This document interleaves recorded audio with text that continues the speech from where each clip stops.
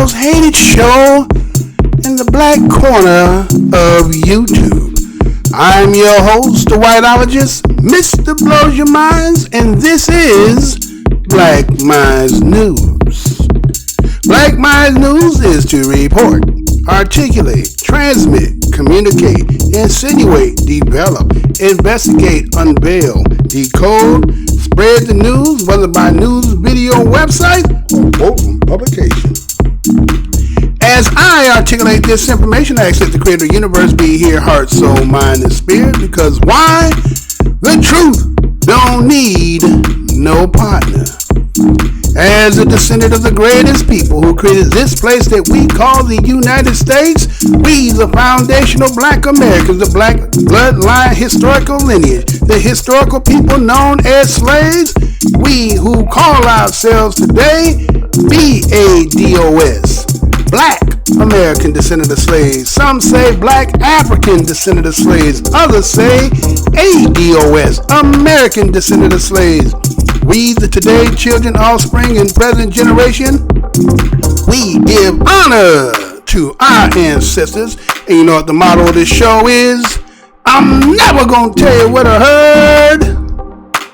I'm only going to tell you what I know. Yeah, today's date is September 13, 2019. On the third live show, returning from a 60 days suspension. Actually, 3 months and 3 months. Gave me a little time in between the last one. But we back and doing the live show. We want to thank everybody who's here. First of all, we got some shows for you today. We're going to do one. We're going to go over. We're going to talk about. Might have been a story that had already been done. This was back in August 31st. But I didn't do it due to the simple fact I was waiting to do my live show. So we ain't going to touch it today. We're going to expose that and talk about it a little bit. But did you hear about a man back in the 80s was arrested for $50 theft? Right? Now again, we don't condone violence and we don't advocate when people do wrong. But, 22 years old, you're still out here trying to find oneself, do some things that maybe not be looked upon when you're a little older, be like you're doing stupid things. But again, that is the rite of passage when we as black people, young black men, are out here trying to find our way. So, somehow this man gets before the court, had some previous things in his background, and end up getting a life sentence. Oh, I'm going to say that again. He got a life sentence. His name is ALVIN. KENNARD. Well, stay tuned as we talk about that. Next story is about a sister named Crystal Mason. And sister somehow got caught up in the system. And as she was being on her way out of the system, was around the fever that everybody was all up into the Obama effect, was pressured by her mother, or to what she says, and she kind of, I'm going to go ahead and vote. Now, according to she didn't know all the ins and outs, and somehow, based on that, full circles come back, and now she is about to do 8 years in prison for voting. Man. Last and not least, did you hear the story about JAMELEHILL, what she said about HBCUs and black athletes and not messing with white colleges anymore? My question is there any difference between the two? I know it says HBCUs, but just because what one says and what one is, some people like the generalization of things and not look at it for its entirety. Well, today being today's date, this is Black Minds News, and stay tuned as we report this for today's topics.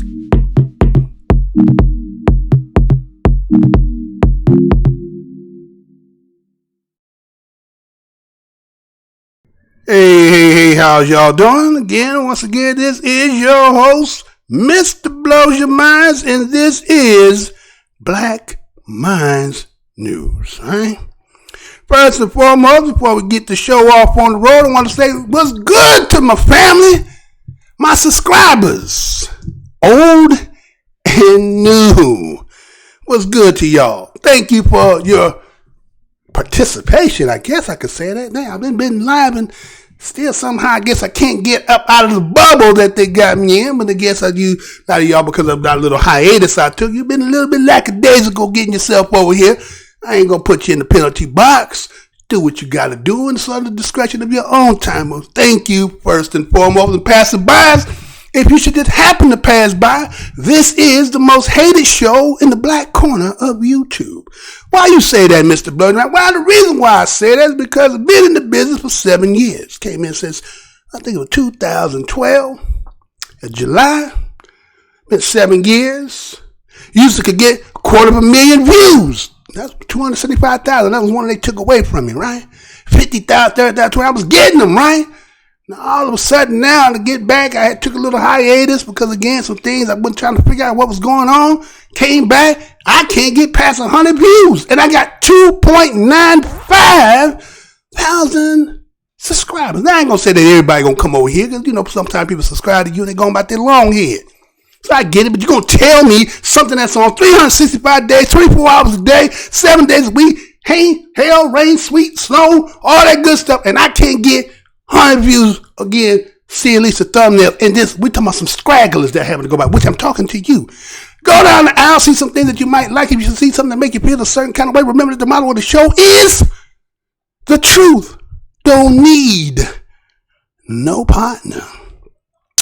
Right? So, we go ahead and get ready to get up into this thing that we about to do here. Let me check and see if everything going copacetically first before we do all that, right? Because, sometimes we have a lot of difficulties over here. Sometimes we're just like, what's going on? So let me see what's going on here in the audience. I got a couple people in the house. See if anybody famming here. I don't see nobody saying anything. So, okay, it's all good. So let's go ahead and get into this first part of the show here. Let me go ahead and play this for you. Matter of fact, I'm going to read it to you. How about to do that? Can I do that for you? I'm going to do that. So check this out, and we should be right back.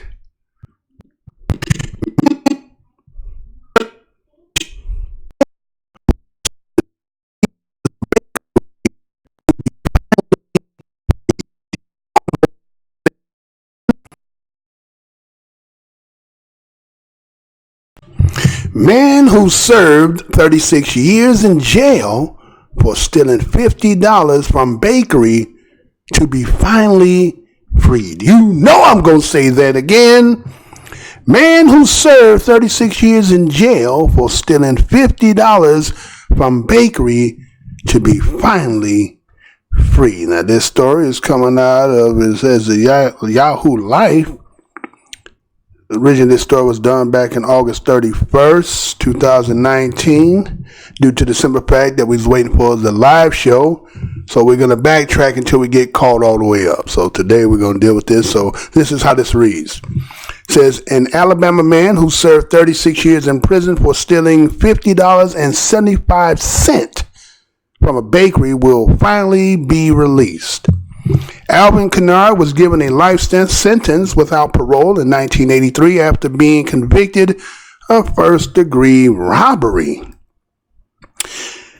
But because he had 2 previous convictions, he fell foul of Alabama's infamous Habitual Felony Offenders Act, known as the 3-Strike Law. This meant anyone convicted of a Class A felony offense, such as first-degree robbery, who had 2 prior felony convictions, was automatically sentenced to life in prison. Mr. KENNARD, who was just age 22 when he sent to jail in 1983, had languished in prison without any hopes of release for decades, despite the relatively minor offense of stealing $50.75. But the 58-year-old case was spotted by a compassionate judge, and he was assigned as his lawyer, Carla Crowder, the executive director of Alabama of Appleseed Center for Law and Justice. Ms. Crowder successfully persuaded Circuit Judge David Carpenter Mr. Kennard's whole life sentence was disproportionate, noting if he had committed the burglary today, the maximum possible sentence would have been 20 years. The judge agreed and resentenced Mr. Kennard to time already served in jail, effectively ordering his release after 36 years behind bars. It is incredibly unfair and unjust. The hundreds of people in Alabama serving life without parole for non-violent, non-homicide crimes, Ms. Crowder told The Guardian. What's extraordinary about Mr. Kennard is that even when he thought he was going to be in prison for the rest of his life, he really turned his life around. He is overwhelmed at this opportunity, but has remained close with his family, so he has incredible support. Mr. Kennard, who appeared in courtroom shackled and wearing a red and white striped prison uniform, reportedly told the court he intended to find work as a carpenter, the profession he was when he was arrested in 1983. His friends and family are also present when his sentence was reduced by the judge. Hallelujah. Hallelujah. Glory be to God. His niece, Patricia Jones, told the local TV station WBRC, all of us were crying. We've been talking about it for, 20 plus years, about being free. Just going to sit down and talk to him and see what he wants to do. He says he wants to get him a job. He wants to support himself, and we're going to be support for him. Habitual offenders or three-strike law spread quickly across the United States during the 1970s as the crime rates soared. Dozens of states have now similar laws on their statute books, but their effectiveness in deterring crimes has recently come into questions alongside criticism of their propensity to harshly punish minor offenses. Alabama has now slightly relaxed its own habitual offender law, allowing Judge Carpenter to facilitate Mr. Kennard's release.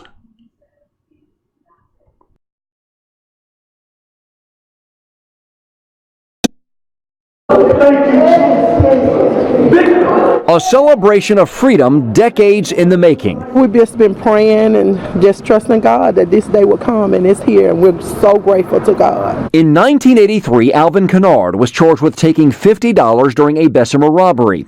Thanks to prior burglary and larceny convictions, he was sentenced to life without parole under Alabama's old three strikes rule.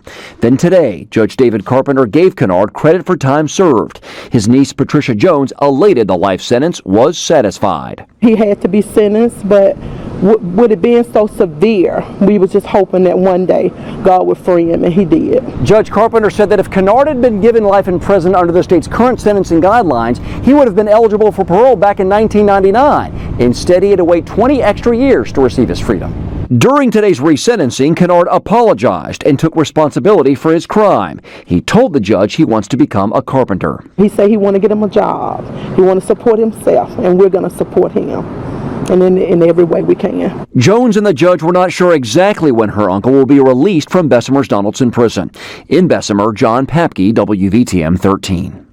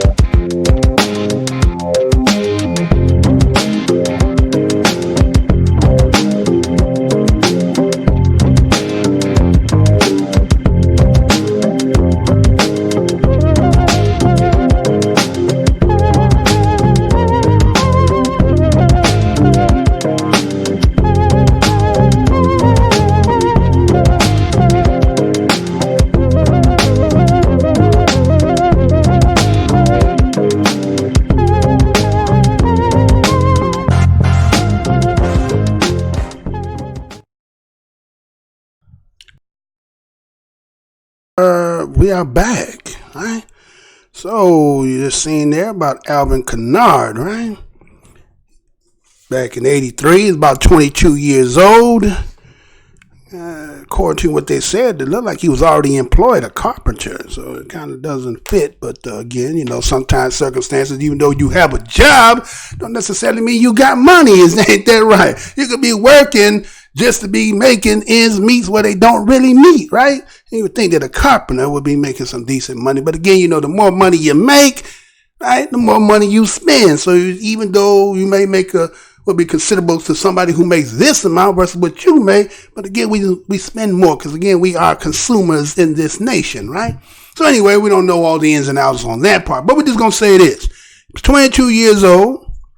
Somehow he goes into some bakery and steals, they had it down to the pennies, didn't they? $50.75. I mean, damn, to the penny. Yeah, right? They was down to the penny with that. So what we see is that, again, he has some priors, right? Now, again, there's a little bit of history to the background of that because, again, a lot of people don't be knowing, right? That's why we have to have Black Minds News and shows like this. Because why? We got to tell you, again, just in case you didn't know. Now, accordingly, the law is called, I think it's, the statute is 13A 8-41, right? Now, again, they said that a person that commits the crime of robbery in the first degree, if he violates section 13A 8-43, I said 41, but they say 41 originally. And it says he, but it could be either or, right? But he, I mean, it must be specified for us, right? Because you don't say unisexually, you say he or she, you say he, if he, right, is armed with a deadly weapon or dangerous instrument, right? So we would have to be under the assumption that when they gave him the first degree charge, that when he was still at this $50.75 in the bakery, he must have either been armed, right, or had some kind of dangerous instrument, right? Or he could have had, they say it's two, would be like causes serious physical injury to another. So again, you could be strong arm robbery, right? Where you beat somebody down to a pulp, right?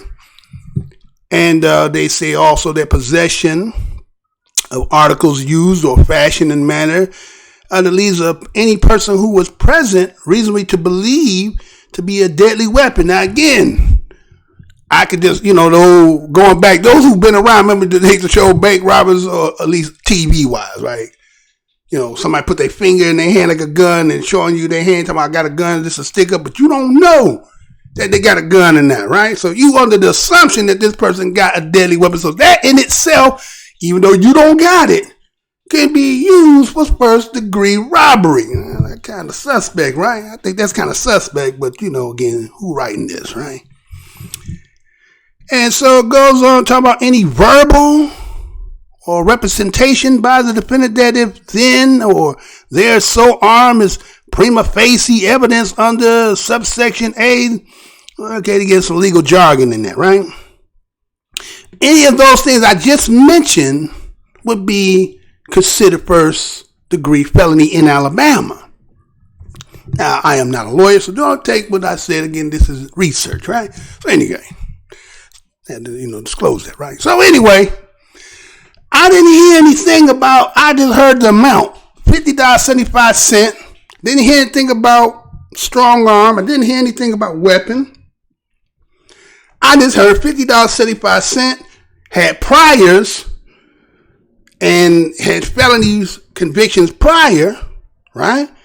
And based on them having the 3 strikes, right? Right? They had the 3 strike laws there, right? Now, a lot of people were not happy with this 3 strikes again. Matter of fact, I think that the name that they called it, what was it called? The Hbcu Felony Offenders Act, right? I think that's what they call it. I think I said right. Hbcu Felony Offenders Act. I think that's what it was said, right? And that law they established in Alabama around 1979. So here he's about 4 years later. Here he coming in doing what he did. Now again, he 22. So either he had did those priors anytime after he became, 18? They can see you adult, right? Or at 16, juvenile, right? So then that means that, look at that little gray window. There was a little gray window. Again, mischievousness, right? We don't condone violence, but we know, saying, they said idle mind is where the devil plays, right? And a lot of times when you ain't got no YMCA, like some people got facilities and places that you can go, you just got no place, no money, and you just got a bunch of friends, you get a little tired and bored, what's going to happen, y'all? You're going to get into something, right? Hey, man, you know what I'm saying? That's how that happens. And again, we ain't saying he had somebody with him, but we said this is just the environment. We all kind of been there, so we know how that is. So here they is again. People always talking about rehabilitating, forgiving ones for his sins, but it seems like the system don't never forget nothing, huh? Don't never forget. Yeah, you done did the time, but it's gonna always hang that cloud over you. So here's a young man, 22 years old, right? Did something, he probably now looking in hindsight, look back, man, I shouldn't have did no bullshit like that. I did it, but again, I needed for something. Again, we don't condone it, but sometimes we understand. And so based on this habitual felony offender act, you see that there was a lot of the criminologists of the time, they were predicting that this 3-stroke law would not have great impact. But it just sounded good to certain elements, again, like the dog whistle, right? There's a dog whistle that be blown, that certain words that trigger to them that they know if I say 3 strikes, and again, we even had a person who's running for the 2020 campaign saying, he's going to pike my mom, rape my, yeah, you remember that? You know who I'm talking about. I ain't got to say no names, right? Right? He would just get him off the street, lock him up. That's how we going to deter crime. Now, again, anybody who was going to be, crime is upon you. Of course, you want every letter of the law to be put because, again, you've been violated, whatever the situation. God knows, hoping that don't be nothing deadly, but we understand that. But when you look at the statistics of those who being incarcerated, right, and look at who this, again, let me tell you something else about in Alabama. There is the 3rd largest in the country who have more lifers for non-violent criminality. Think about that. So look at this individual here, Brother ALVIN KENNARD. For a robbery, again, we don't condone it, but for $50.75, I think, where does that fall on the petty theft, right? You had priors, but somehow somebody made a code to what I just told you what the statute was, 13A, 842, or 43, or 41. Told you the criteria that fit for first degree, but it looks like somebody kind of make that square peg and the round hole fit in there because we need somebody to sit up in these seats, right? So he got caught up in the system is what we'd say, right? He got caught up. And so he was a 22-year-old man. Now he's around about 50. So if he was 22 then, about 36 years. So he was about 58 years old today, right? So here he is. He's going to be put back in society at 58. You know how much the world done changed from 83 to 2019, going on 2020? And you got to be acclimated back in? You know what's going to end up happening. We don't want that unless there's some outreach where some of these programs that's supposed to be working is going to benefit you. But he's coming out at ground zero. Then family members, even though you've been idle, life has been going on with them. And what about their circumstances? Now, individual who come on you grown, you know what I'm saying, being put back in, it's going to be a burden on somebody. Hopefully not a situation where everybody kind of okay, they can help. But again, they try to say, well, he's going to try to get a job. All right. You know how that goes, right? You could be a black man, ain't with no criminality, and out here trying to find a job, right? Now I know some of y'all like, wait, come on, Mr. Blow Your Mind. That's not true. Teach his own, right? Depending on how you walked in this, right? So they are the highest, say anything higher than they say Class C or higher leads to longer sentences in Alabama. So again, and without parole.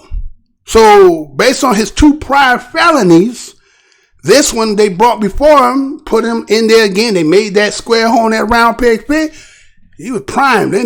Nobody was able to go back and look at it. Sentence was going to be what it is. And they got us one. They caught us one. We got us a lifer. Going up in there. Huh? All right, we got us one. So we see that, took some kind of, how they'd be doing. They'd be parading these people. And again, these services are rendered and they need it, right? But they still got that little complex, right? Like the white savior complex. It'd be these lawyers that work for free, right? And they come in and they see situations like that. And again, the work is commendable. But then psychologically, the only guy like got that savior complex.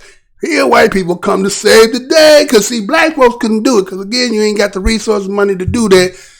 And, being a black lawyer probably don't pay. We ain't going to be no pride, but we're going to tell what we heard. We ain't going to tell what we heard. We're going to tell what we know. We ain't paying that much. So you can't be going in a fight like that. So you try to do the mercy of what your skills and now try to get the court. But to get the court is stuck on what it's going to do. Ain't nothing you could be done about it, right? So it looks like that's what kind of had happened to the brother. Until, again, one of these savior organizations came and brought that all out, and that's what we see, right? So the family's elated. I'm pretty sure he's elated. 36 years in jail, but it was one of those situations.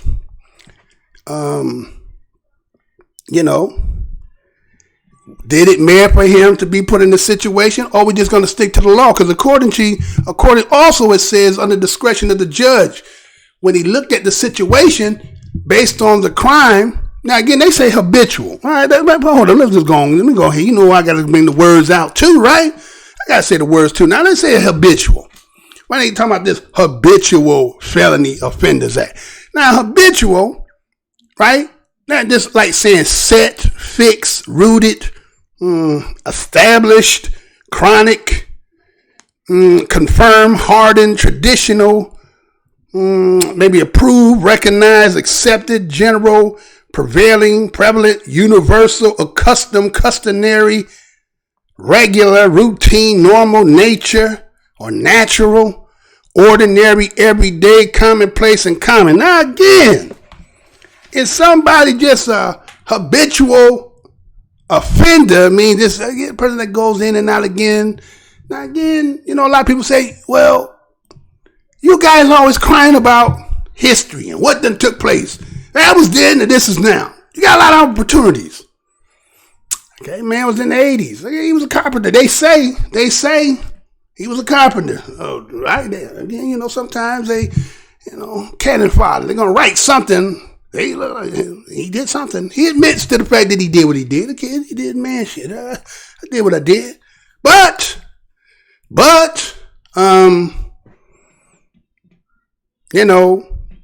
did the crime fit for somebody to get life? Yes, I know the rule says what it is. Somebody goes, hey, the rule said, okay, yeah, the rules say what it say. But damn, yes, that $50.75. Why is it that the court system just don't say, hey, somebody in here, what is your problem? Let me ask you a question. What's your goddamn problem? You need a goddamn job? We ain't gonna get you a damn job. Because now once we say we get you a damn job, but your ass act like you ain't got a job, we gonna know why. Because we're gonna go back to the place that we made you get a job that we got you. Because, they can get to work for free, right? They got plenty of work, don't they? But, they ain't trying to give you no profit. They ain't trying to pay nobody, right? It's kind of like when we look at immigration, right? Everybody love immigration for not the reason you think they like immigration, right? Immigration is to undercut the ones who understand the game, right? You don't want to understand how the game goes, and you gonna tell me a job that I know that pays me $25 an hour. You gonna sit here and try to get me for $8.25? I'm like, wait a minute, hold on, man. I ain't boo boo the fool. I ain't brand new like that. But the way they gonna do it, they say, nah, well, we're not gonna mess with you, cause see, I know you gonna make me spend more money in health share and all this. We ain't trying to do that. So again, everybody's the kids and they're drinking toilet water and they're being, wait a minute, you got some people here that got way worse history than that. That's brand new. You got about 399 more years according to the count of 1619 before you can start talking about that. You got some other problems over here you got to deal with. And this individual is part of that.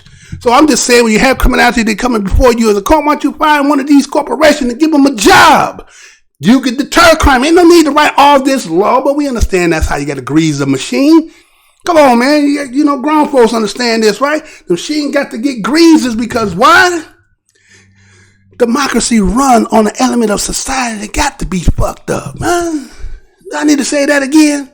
A democracy has to run, with certain element of a society all tore up, because otherwise, who gonna pay for the judge, court stenographer, CEO, the jails, you know what I'm saying, the commissary? Where gonna happen to all that and all that phone and collect? Where are they gonna come from? See? So you could remedy and fix it if you really wanted to, but that ain't what we trying to do, is we? So we're gonna bring you back after 36 years. Ain't like he getting no check cut. We gonna put him back on his people who we know they struggling. What's how this story gonna end, y'all? How it's gonna end? We don't want that to happen, but we know the high probability of that because they said the recidivism of the revolving door going in and out is very high, especially if you went in when, say, 83. Where we at today, social media, technology, and all that good stuff, you still a baby. Coming to a new whole world. Everything technological. People, you know what I'm saying? You know what I'm saying? Gonna feel like a fish out of water. If you don't get yourself to get in to fit in, right? So they call that, what's that, institutionalized, right? Hopefully brother ain't too institutionalized, but 36 years or something like that. Say 10 years of doing anything and you're a professional, right?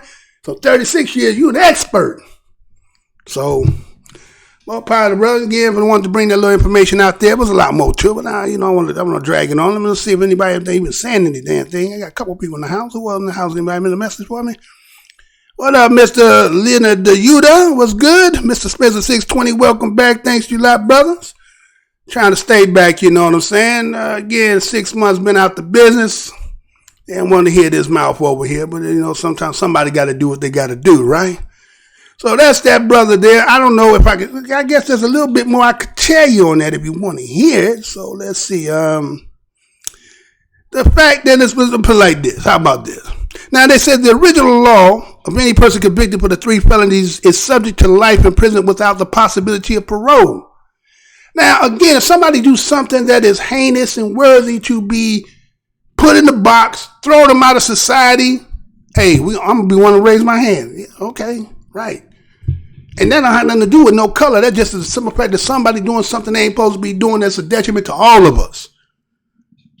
Then you make your money up there. We ain't going to cry about that. No, you make your money up there. But we talking about people, again, rites of passage for a lot of us is we get into mischievous things. We do things that, again, sometimes we look back in hindsight, we laugh at it. Sometimes we like, what the fuck was I thinking? Right? And you do things. So, but you got to also remember that there's traps and obstacles laid, you know, for that. And waiting in, you know, like a lion watching the gazelles running by, trying to find the weak one. And once he got his eyes locked on the weak one, once they get you, they got you, right? And so, ain't nothing necessary. I ain't gonna need no. That's all said. There ain't nothing necessary on that. I'm going ahead and move on to that because again, that is what it is, right? You again, bro, I got caught up on a situation, a catch-22, right? Damn you do, damn you don't. Okay, you probably shouldn't have been in there. I don't know. Again, like I said, didn't hear nothing about weapons or nothing of that when he was in there robbing. We just heard the amount, $50.75.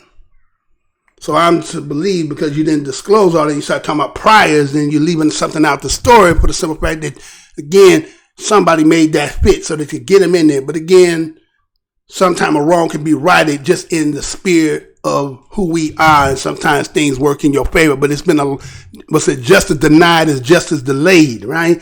So it was delayed, but he's getting it out. But again, coming out of there empty-handed, getting nothing based on the simple fact it was the rules of the game, right? Sometimes, again, they say charge it to the game, right? You got caught up and within the rules and the parameters of the game, and you can't charge them because it was within the rules. Yeah, somebody pulled some strings and did something and you fell up in the hole, but you coming back after 36 years. That's a lot of time. Think about it. Some of y'all might not even be 36. Man, I put a lifetime up in there. came in as a young man, 22, and coming up out of there. I don't know if he had kids already.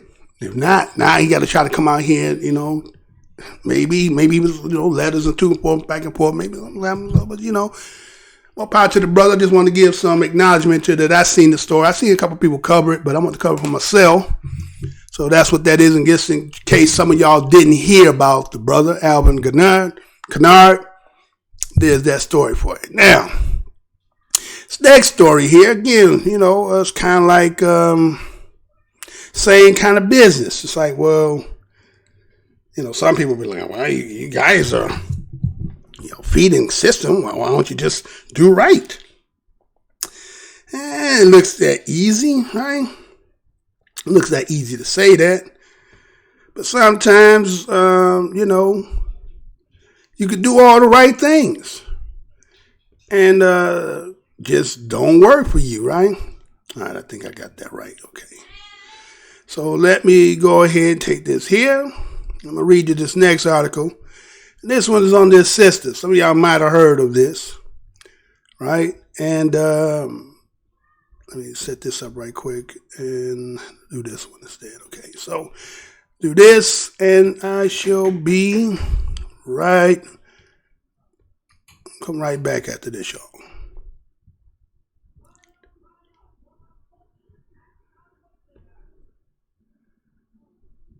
Hold on. Okay, technical. Sentenced to prison for illegally voting. Ask for new trial. I'm going to say that again. Crystal Mason sentenced to prison for illegally voting. Ask for new trial. And again, this is a story. It's coming out of the HuffPost, September the 9th, 2019. And this is how it reads. Rendon, Texas. If Crystal Mason's mom doesn't cook for their big family on Sunday, Mason stops at a tiny donut store on the way to church in Dallas just off the road to get breakfast for everyone. A Sunday, a scorching day in early September that reached triple digit was a donut day. Mason ordered a dozen pigs in a blanket, 2 dozen donut holes for her family of about 12. A combination of children, nephew, nieces, and grandchildren she has raised. As she was getting ready to pay, she paused and decided to order a dozen more chocolate-flavored ones. Her boys are always hungry, she said, and would eat more. Soon, Mason's Sunday routine might disappear. Last year, she was convicted of illegally voting in the 2016 election and sentenced to 5 years in prison. On Tuesday, her lawyers will appear before 3 Republican judges on Texas Court Appeals argue that she was wrongly convicted and ask for a new trial. If the Texas Court of Appeal denies Mason's request on Tuesday, she will appeal to the Texas Court of Criminal Appeals, the state highest criminal court. Mason had no idea she couldn't vote 3 years ago. Texas prohibits convict felons from voting while they're serving their sentences.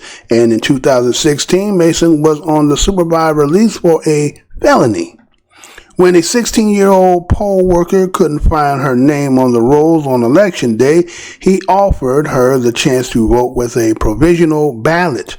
Mason filled out an affidavit, submitted it, and ultimately election officials rejected it because she was ineligible. Even though her ballot didn't count, prosecutors brought charges against Mason, and after a bench trial that lasted just a few hours, successfully convinced a judge she had knowingly voted illegally. The severity of her sentence made national news. Civil rights groups and other activists have held up Mason's case as an egregious example of voter suppression.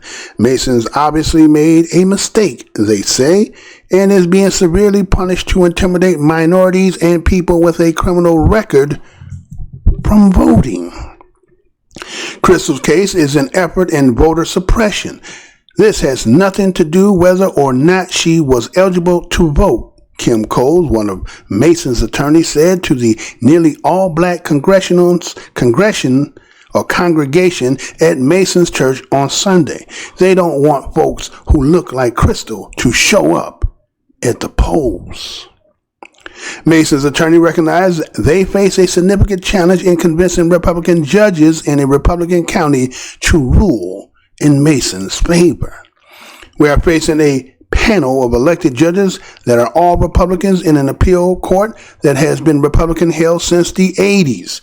Allison Grinter, another one of Mason's attorneys, said in an interview Monday.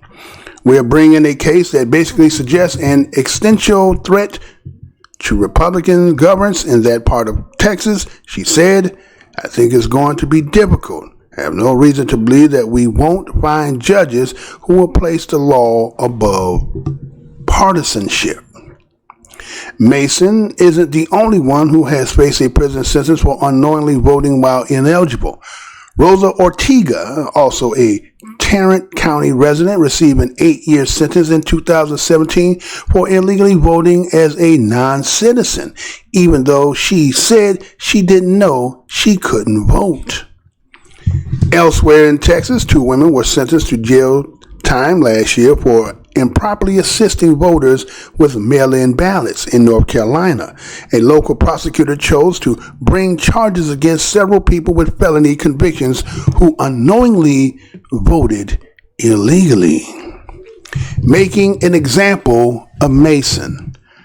Tarrant County District Attorney Sharon Wilson, Republican, who chose to bring charges against Mason, denies the case has anything to do with voter intimidation. The only one who have ever tried to politicize this case are Mason's and her representatives. No one has anything to fear from our office unless the person chooses to break the law, Wilson said in a statement earlier this year. Prosecutors don't dispute probation officials failed to tell Mason she could not vote, but the evidence used to convict Mason is shaky, a HuffPost investigation found.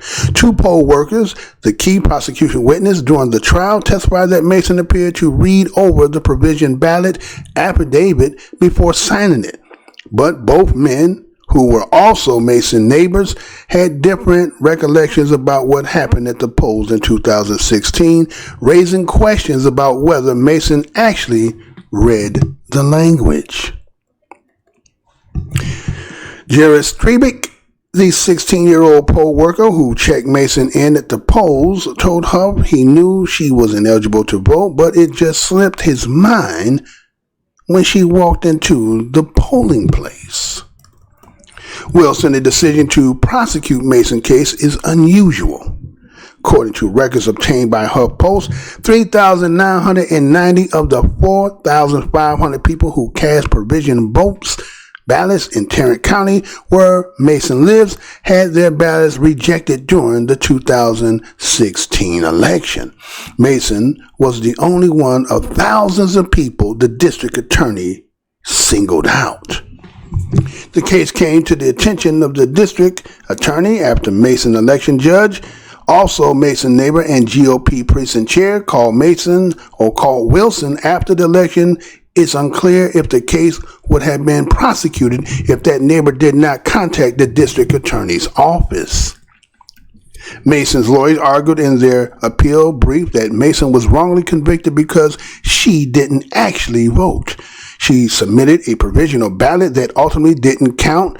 They dispute that Mason was ineligible to vote while she was on the supervised release and that she knowingly cast an illegal ballot. Provisional ballots are a federal required safeguard for people who show up at the polls and are unsure of their registration status. People vote provisionally for many reasons. They may have missed a voter's registration, for example, or may have shown up at the wrong polling place. If prosecutors were to start bringing charges against people who voted provisionally, Mason's lawyer says it would deter people from exercising their legal right to vote a provisional ballot. Voter fraud is extremely rare in the United States, but over the last 2 decades, conservative groups have used rare instances to stoke fear and justify near new voting restrictions.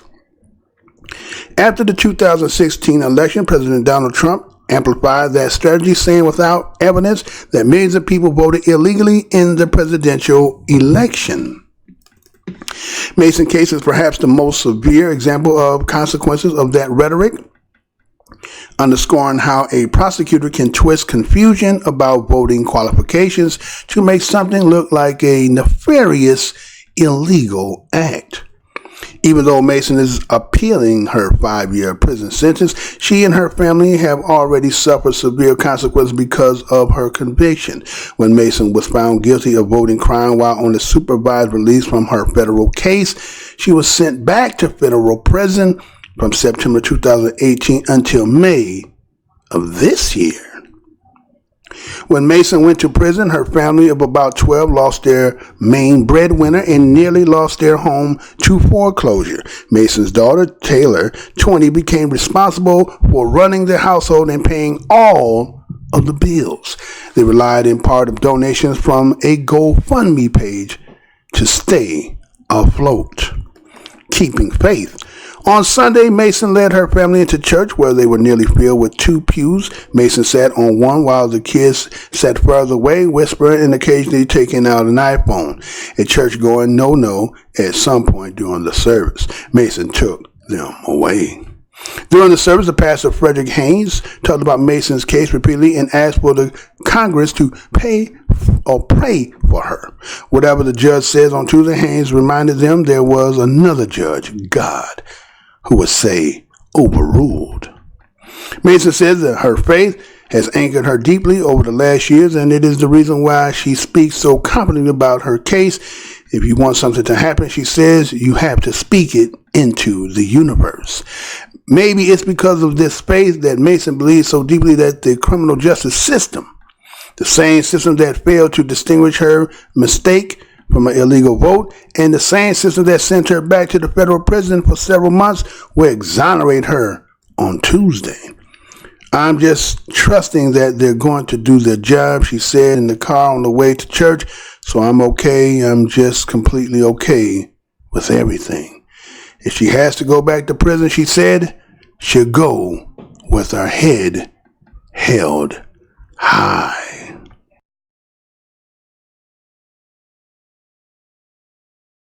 A woman in Texas was sentenced to return to prison today because she voted in the 2016 election. As Omar Villafranca reports, the woman used her real name and identification, but her criminal past made voting a crime. And she said, you put your hands behind your back, you have a warrant for your arrest. Crystal Mason still remembers the day she was arrested for voting in the last presidential election. My mom kept nagging, go vote, go vote, go vote, go vote. And I was just like, okay. I did what she said. I went to go vote. The 43-year-old was on supervised release for tax fraud when she cast her ballot. In Texas, that's against the law. Do you feel that since you served your time and you were out of prison that you should be able to go and cast a ballot? We should. We pay taxes, and that's what I believed. So if I had a doubt in any way, I wouldn't have did it. Here, felons can't vote until they have completed their full sentence. Now, Mason faces 5 years in state prison for voter fraud, and today was given 10 months in federal prison for violating the terms of her supervised release. Are you mentally ready for that? Not at all. I'm not ready. Nationwide, an estimated 6.1 million felons are restricted from voting. Nearly 500,000 of them are in Texas. In 13 states, felons lose the right to vote indefinitely. People indeed in the American democracy are being punished for voting. University of Minnesota criminologist Chris Eugen co-wrote the book on felony voting laws, which date back to the 1870s. The United States is perhaps among the very few nations that disenfranchise everybody for committing a felony-level crime. Eugen says these laws are meant to be more of a moral punishment than a legal one. Now, Florida has a ban that could be overturned on a ballot measure this November, and if that's the case, more than 1 million people could get their voting rights back. As for Crystal Mason, she's headed back to federal prison next month. John? Omar Villafranca. Thanks, Omar.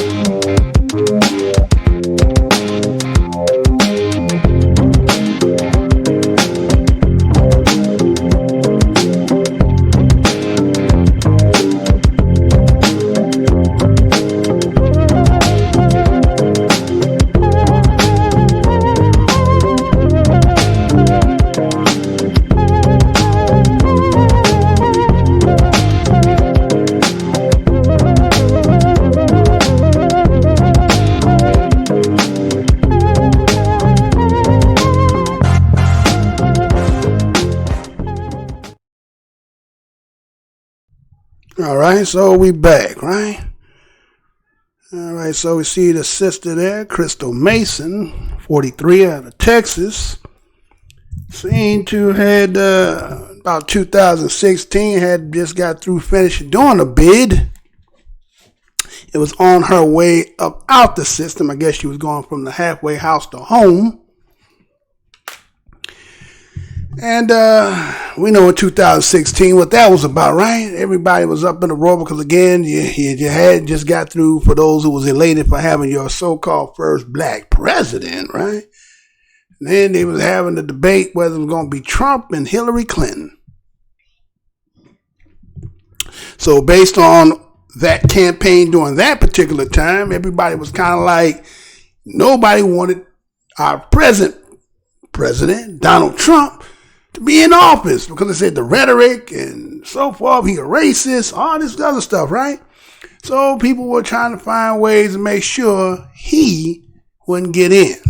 So the conversation that a lot of people were having, make sure that other people was voting so that they were believing that they was actually putting their input into the president. Because again, you know, watch Black Minds Luna, I already told you, you as the population don't vote for the president as much as you think you might be doing that, but you don't. It's electoral college. Now again, I just broke that story again. Nobody went and watched it.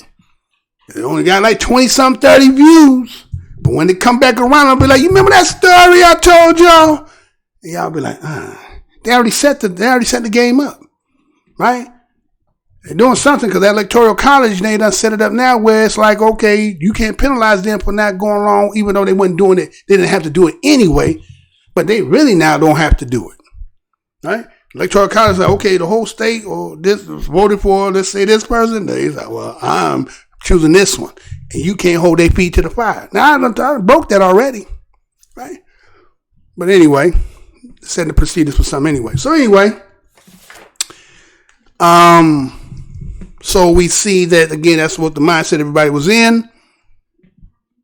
So her mother was insisting that she need to go ahead and participate in the vote because, you know, where we are today, you know, the boogeyman seemed a lot more different at that time. People rather would go with this other one who was a boogeyman too, but she presented a smile and got a bag. She got hot sauce in the bag. So you can take that because she got hot sauce in the bag.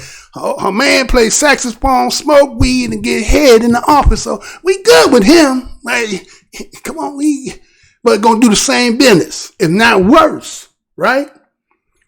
And so we all see what the end result end up being. We see what it is today. But here was Crystal Mason, who thought she was doing her civic duty, thinking that, okay, I should be able to vote. I'm not. Now, again, I can understand the rules of the game. If I'm incarcerated in a building, institution, where I have to get out to go vote, I can understand that. I understand you say, well, the rules again, you know, everybody want to hold everybody to the, you know, every little T dot comma when it's in the favor they need it. But I'd be damned if we reverse it and put it on them. That's an exception to the rule. We got to break the glass case of emergency. It don't really apply to me. It's not really about you, not us. You know what I'm saying? So okay. I understand full letter to the law. But again, this person was on her way out. You already out. You're not going back in, just getting in. You leaving. And now it's, so you have to ask yourself, is this anything to do with, you know, again, we only been voting since what, 64, 65, right? 54 years. About 54 years. So how many, again, 13, about 13 presidents. So, you know, she went and did what she thought she was going to do. Now, again, as I was talking about in the electoral college video, that again, many people, especially when it comes to our people, ADOS, BADOS, a lot of times how you know about your understanding about politics and government is a prerequisite for you to get into high school. Am I right or wrong? right? You learn that Constitution about when you're 12, 13 years old, 13, 14, leaving 8th grade is a prerequisite to get to high school. They use that to test it. They may change it now, but I'm talking about when I was in school, that's what they did. I don't know, anybody might tell me something different. It might be different, but that's what they did, right? So that means that you, as a grown person, if you don't continue to, inculcate, research, stay up on, then you have to rely on when you was a 12, 13-year-old about your understanding about government and how politics and how all that works. Right? That's what you're going to have to rely on. Because the only thing you ever known about it. Nobody else ain't talking about it. You ain't around no folks that be talking like that. So the only education you ever got was that. So with that being said, here's an individual who gets locked up. Now, again, I don't know all the priors and so forth, and I don't know your whole history. I just know about this particular story. And again, let's just say, just to run of the mill, how most of us is. We do what we do, trying to survive, trying to find ourselves, get someplace and sit in, fit in, try to take care of business and function and all that good stuff. So they say ignorance of the law is no defense, right? They use that because again, when the whole thing was hide information, put it in a damn book, nigga won't read it, right? So now they're going to tell you that ignorance of the law is no excuse. When you come up and I didn't know. Yeah, I understand. I didn't understand. I don't know. Well, ignorance is not a part of the law. It's incumbent on you as a citizen to understand what is going on here. It's not our responsibility. It's your own. So since that is true. But again, when you come out of dilapidated environments, disenfranchised environments, a first world country with probably third world education, good enough to know add and subtract because they want you to pay them damn bills. You know what I'm saying? They want you to pay them damn bills. But all that extra stuff you don't need to know. Again, you're a minority. Now, I know a lot of y'all think minority just means you're the smaller group. No. In the law, they're talking about you the child. So you the child, pat you on the head. I'm the parent. I'll handle all the real business, and you just do as I tell you. Like you got kids, you tell them what to do until they get too big. They get your ass out of my house. But in this case, you can't get out of their house. You're always gonna be a kid to them. But then they want to hold you at times to use some adults, like they want to treat you like you're an adult, and get you both people labeled as a damn kid. You don't know every damn thing because we've been prohibiting you and making sure you don't know every damn thing. But then when it's time when they want to hold your ass to the fire, your feet to the fire, there's no defense for ignorance of the law. So here we see this sister here. I'll put it back on the screen for you. Let me put it back on the screen. Right? So we see this sister, Krista Mason. She was just trying to do something again. She wanted to try to take off some of that, went to the system, whatever it was all really about. A lot of times it would be nonsense unless it's some things that defend your life or, to get in somebody, hey, it's one of the two, but so you do a little petty, little crime stuff like that again. So, okay, she did what she did. She paid the time, said do the crime, she did the time. And so she just said, hey, mama, hey, they had that talk. So she decided to do it. Now, again, what's the crime when you heard what they said? Right? Listen to where the crime is. Now, again, some people will hear this and be like, hey, it's the law. What are you talking about? She was not eligible, so she can't vote. All right. Let's ask the question. All right. I can't use that one. I'm going to use this. But I'm going to use this anyway. I can't say that. I can't. I was going to, but I ain't going to say that. All right, but let's just put it this way. All right. So, accordingly, you have her going to a poll in her community. Primarily in the community everybody knew about her situation. Now, she's gone in there to vote on a provisional ballot. Remember they talking about a provisional ballot.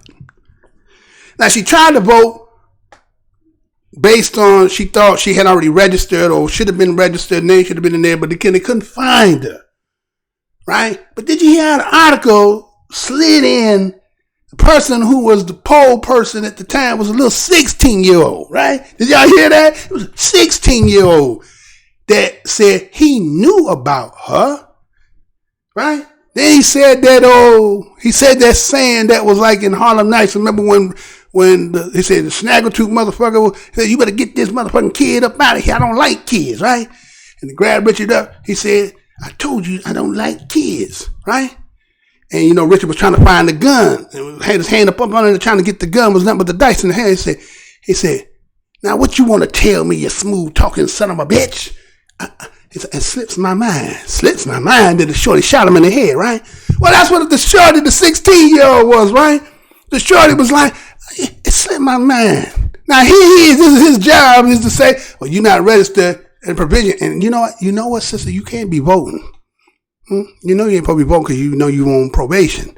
It's against the law. So I'm just trying to help you out. Huh? Ain't that probably a black thing? You help one out. But there was somebody else in the situation. I don't know if they black or not. Was the neighbor. Did you hear what the neighbor was like? It was the neighbor that called down and said, hey, Crystal Mason is down there trying to vote. I wonder who that was. Ooh, I bet you the imagination go wild. I bet you can figure out who that probably was, right? They make sure they want their guy in there, right?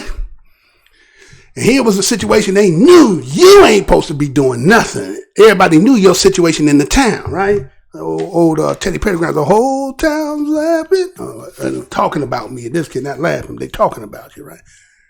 So anyway, so they say that she goes ahead and files out a provisional, sets it in, and they reject it. Okay? They blocked it. Okay, you filed knowing then they said you can't. So you went through the process and got denied. Ever had a credit card, try to buy some damn shit and didn't have enough money and come back and they don't let you go through, right? They don't let you get over the shit. So, you got another card, right? You got another card, you got some cash because you're being denied. And then what happened? You don't get the stuff, you're going about your long head, right? But again, somebody took it to the next process because again, if the ballot didn't count, she didn't vote. So that's where it should have ended. Now again, yes, you can reprimand her and say, hey, you know what? You know you're not supposed to be doing that shit? Somebody said, fuck that shit. This is a good opportunity to make a statement here. Because why? Because think about, I did the story about those in Florida. Remember they had passed that recidivism about those having felonies, ex-convicts can now vote. And I told you once it start there, it's going to go start from one place to the next, to the place to the next, to the place. Right? So again, if we bring a story like this and then we don't discriminate and make it a female, I mean, there we'll do it to a black woman, we'll do it to a black man. And we know when it comes about the incarceration rate of black men to black women, there's way more black men. So there's a lot of us up out here who got felonies and records and so forth that if you hear that kind of story, your ass going to be apprehended. I ain't finna trying to vote. Now again, voting locally and so forth like that. But again, like I said, the grand scheme of things may not be what you think it is. But anyway, so they say in Texas, they said the 6.1 million people who are denied in this country due to the simple fact of their background. And half of that, of 6.1 million, is in where? Texas. And they got a place called Hang a Nigga, Texas. Ain't that a place called Hang a Nigga, Texas? And I think there's a place called that, right? So there's about 3,500,000 people in Texas alone. That's a lot. That could change election. Like say, for instance, that local stuff, governors and could change with that kind of people. And I wonder who the demographic high numbers is. I guess we don't have to guess that, do we? So we're gonna send this subliminal message like a Wi-Fi signal. It's gonna reach certain mugs that got that. They understand it. Trying to do that shit. Fuck, I ain't fuck with that shit. So why they have always been trying to deter you from doing certain shit? It's a question. And it's just a question. And so we look at this again, like I say, she was a mother, had a little routine, what she take and go places, that was kind of the memories they had to have with her. Like go and get the little donuts and stuff like that, and we go this, this family business, right? Let me show how family look. I think they had a picture of her family. Let me Show our family look right quick. Here's a picture of a family, right? That's a nice looking family, right? Right? Here's the mama in there, right? The mama got going through this. Here it is. You got some shorties in there, right? So forth. Young ones up in there. And mama going through this whole process all because all she tried to do was vote. Now again, she done paid her time for whatever it was she did. Then you hear she also went back in and just got out just like recently, like in May of this year. Now you gonna send her right back again? Once they get you, always gonna try to keep you getting you, ain't they? So, so they just trying to do what she's trying to do, right? And so we see that the Texas Court of Appeals had denied Mason her request on Tuesday. Now, again, she tried to go before the appeals court, and they denied it. Then that was Tuesday. Then she went and appealed to the Texas Court of Criminal Appeals. And accordingly, that is the state highest criminal court. Now, she's going to try to go before the court. Now, again, according, they said that in the article talking about that the Republicans, right, are the ones holding most of the damn seats there. Now, again, this Republican Democrat, to me, it's two wings on the same damn bird, just different agendas of how you dealing with us, right? That's just how I'm looking at it, right? So, saying Republicans, again, based on the simple fact that, again, that our president that is right now has always said that many of the people who were voting was illegally voting. So, it's election time coming, so I guess we're going to need somebody that we're going to propagate before the people's propaganda and use this one to say, this voter fraud. So when it get to that point and your ass can't win, we're going to go back and we're going to use this person here and talk about this here and to show that a lot of this is not coming. Because again, old school people used to tell me dead people used to vote. You ever heard that before? Dead people used to vote. So you can't go bring a dead person and bring them and parade them in front of them, but you can sure use their damn name and being counted, right? But we've been seeing some things where people won't even count certain people like Broward County and all that. We wouldn't even count it. We're not even going to count it and find all the shit was still back in the post office hidden and stuff like that. So I just have to wonder. You keep always telling the black folks that you 12, 13%. Are we really 12, 13%? Are we? Are we more than that? And if it was ever do a count, man, we might be more than what we think we is. Because I guess voting would actually tell. Again, because, like, say, for instance, they want us to believe that a lot of white folks voted for Barack Obama. Again, like I say, the game is in the fact that you think you're voting. It was already in the cards he was going to win because he was part of the family bloodline any damn way, right? So they say, well, we know black folks went and voted for him because he was black. But he only won is because, see, white folks had crossed over. So that what made you say, well, okay, yeah, white folks help us to do this. Maybe you could have did it on your own. Because again, who the one is the holder of the facts and the stats? We read them, but we're not the institution that create them. And it's like, say, for instance, when you launch my channel, let's say I say it got 2.949 subscribers, and my numbers be showing something different that you can't see, and I'll be like, well, where the rest of them at? They won't show them. And then they go for a few days later, the next thing you know, I done lost 3 here. I done lost 4 here. Be like, damn. But I ain't never get no notification that you even subscribe to me because they the ones who get to hold the numbers. You get what I'm saying? So you can regulate that. You can regulate all that. So anyway, we see that she had no idea that she couldn't vote. Right? Again, that was about 3 years ago. And so we see that Texas, again, they say they prohibit convict felons from voting while they're serving their sentences. Now, again, serving their sentence. That way, I mean, you at the end, you're getting out. You already out. How can she vote if she ain't out? You get what I'm saying? Okay, you're in the lingering, the scent. You know what I'm saying? You're in the lingering scent of it. It's faint, almost gone. I'm going to hold that last bit on you. That just tell you that somebody wanted that for a reason. And so, based on the fact that they say when you do a provisional ballot, you have to fill out an affidavit. You have to submit it. But yet, the officials rejected because she was ineligible. And even though it didn't count, you still holding it. Now again, could she be, again, they talked about it was a moral punishment versus legal. But it look like you're going with the legal more than you're going with the moral. Is again to send out that signal that,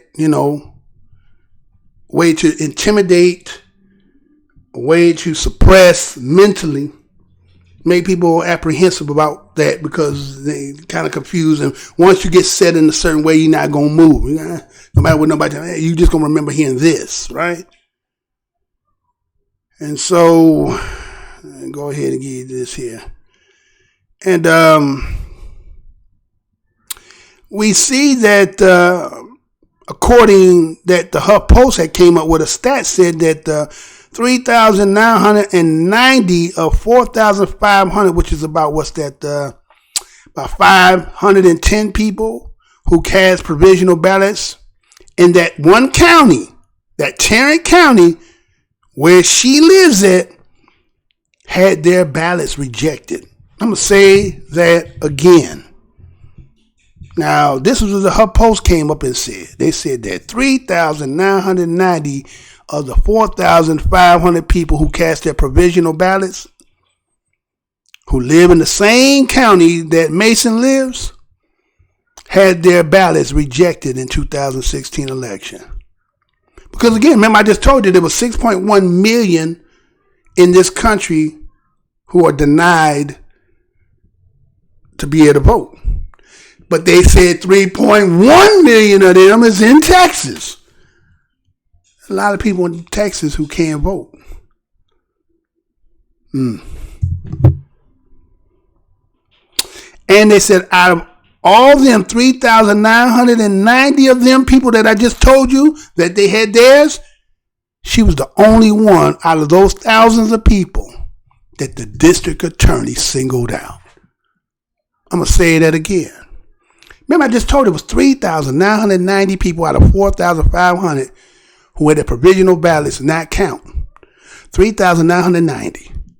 Only one person, one, was singled out.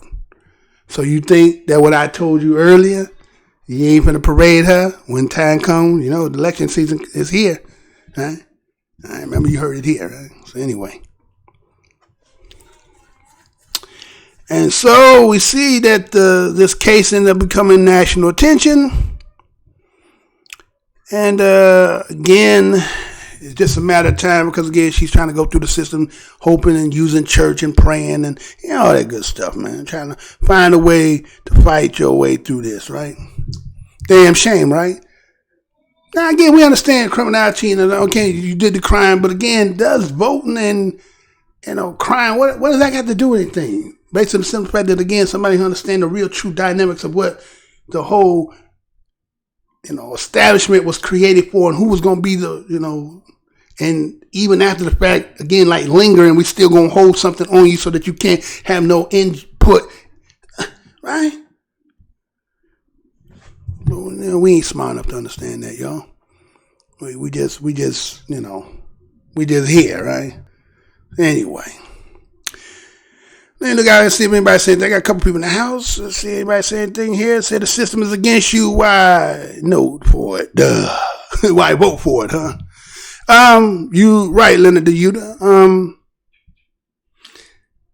I don't, I'm not gonna sit here and advocate and say somebody not to do what they have, whatever their intent they want to do. People do things for whatever reason they believe in. My belief might be different than what you believe in. So I don't try to tell nobody what they should and should not do. I just tell you and lay out what is there so that you can make your own informed choice. But we see that there's always been some time to turn. Remember, count the damn jelly beans, all this kind of stuff to keep us out of the game. Like I said, presidential, again, this family business. When you really understand this is family business. You see people, they parade in front of you and they try to give you two choices. Again, if you understand the term of a Hobson choice is no choice at all. I got a stable of horses and you come in to buy a horse, right? And you got a particular horse, you want to be looking around. But I'm telling you, as the ones who sell it, say, the only horse that's for sale is the one by the door. But that ain't the one fucking mowing around won't. That's the only horse you got to choose from, is the one by the damn door. You're like, what? You know what I'm saying? I think the first Model T Ford said, we have all colors, black. Right? You can choose any color in here we got. The only colors they had was black. You know what I'm saying? So there's no choice at all. So when you're talking about choosing and voting for somebody, do you really got a choice? Because again, I could parade somebody that may have this background, right? Let's just say somebody could have a Spanish background. Somebody can be having an Asian background. Somebody can have an Indian background. And you would think that these people are different from these people. But you don't be knowing who the connecting internally bloodline that makes this person still part of these people. You get what I'm saying? And so is the game rigged? It should be obvious, right? It should be obvious. So let me go and move on from that, right? Get to the crux of what it is. Because this is the one right here, right? This one here. Because I don't know if there's a difference, but some people like to believe there's a difference in it, right? They like saying that. It sounds good. I bet it sounded good when she said it. But when I get done laying this out, I bet it don't sound as good that you might have thought it was. So let me go ahead and let me play this, read for you, and be right back. Check this out.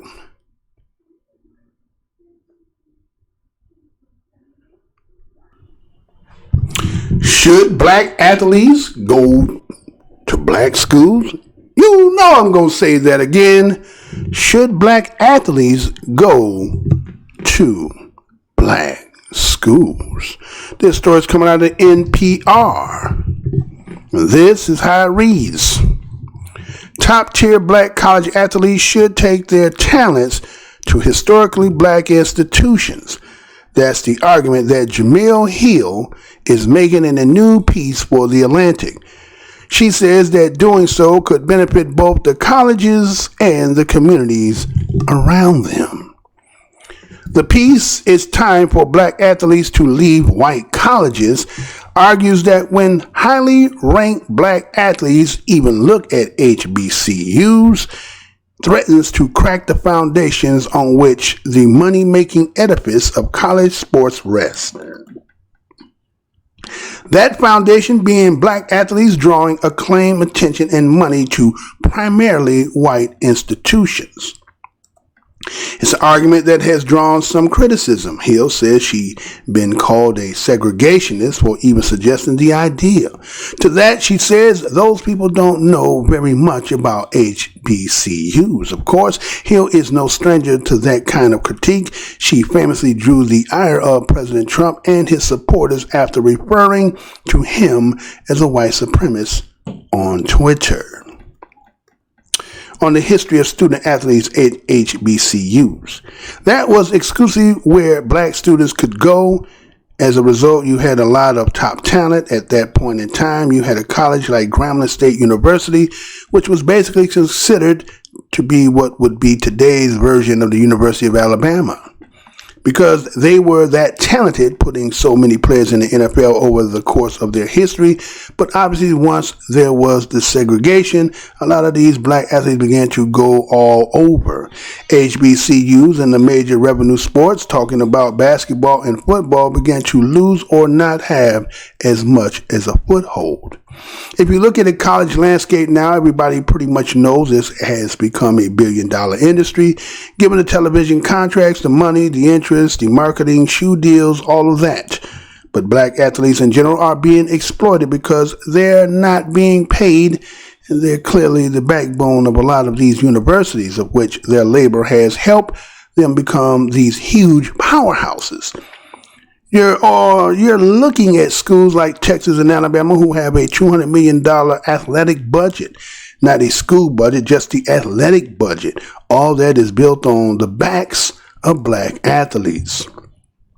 HBCU, generally speaking, do not have large endowments, nothing that could equal any of some of the universities like Howard.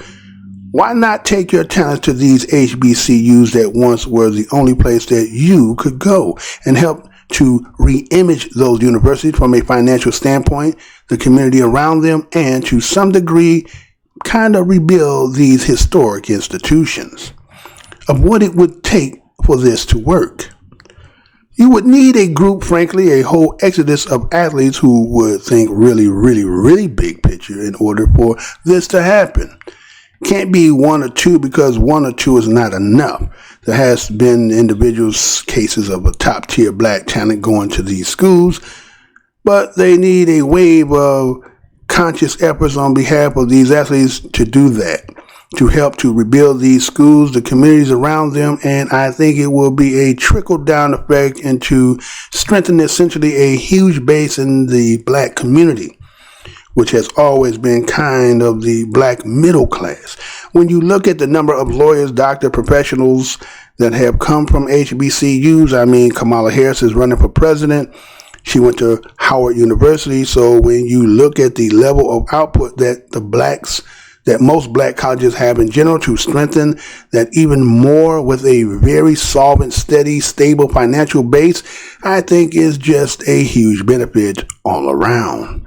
On the proceedings from this kind of movement in athletics, we see this happens a lot in college football and college basketball, where you have athletes who have been playing together in high school, maybe on the same team, because a lot of these guys play on the same AAU teams.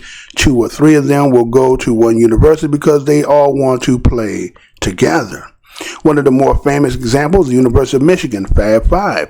Jalen Rose and Chris Webber, both are from Detroit, both had a relationship, and they got to know the other member, Juwan Howard, Ray Jackson, and Jimmy King, and 5 freshmen went to the University of Michigan and changed college basketball. I don't see why that couldn't happen for an HBCU. I mean, look, we've seen a lot of these athletes, they have chosen to go to smaller schools or be walk-on sometimes at some of these bigger schools. My thing is, like, why be a walk somewhere? Go to an HBCU. I know I was speaking from a standpoint of utter utopia.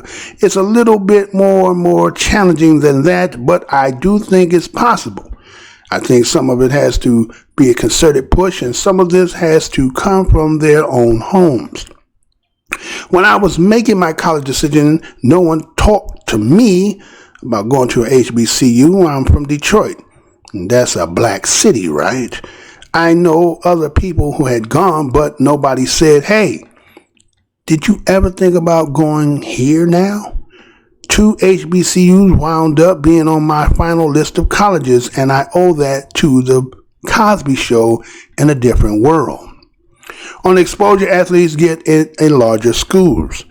As we've seen always have been the case in sports and really virtually anything entertainment based, is exposure goes where the talent is. So the exposure would be, to me, the least of the issues, because again, there are players in the NFL and NBA who went to black colleges and they were found. And I think that's part of what I got. This is the piece and the mentality that some of those young athletes have. They think the schools make them. Now, I'm not going to pretend that if you go to a black college that there are things you have to prove that, say, somebody who goes to Oregon or Florida State doesn't have to do or to prove. That being said, teams want to get better and they want to go where the talent is. And it is the same with television networks. They follow where the audience goes and where that the talent is.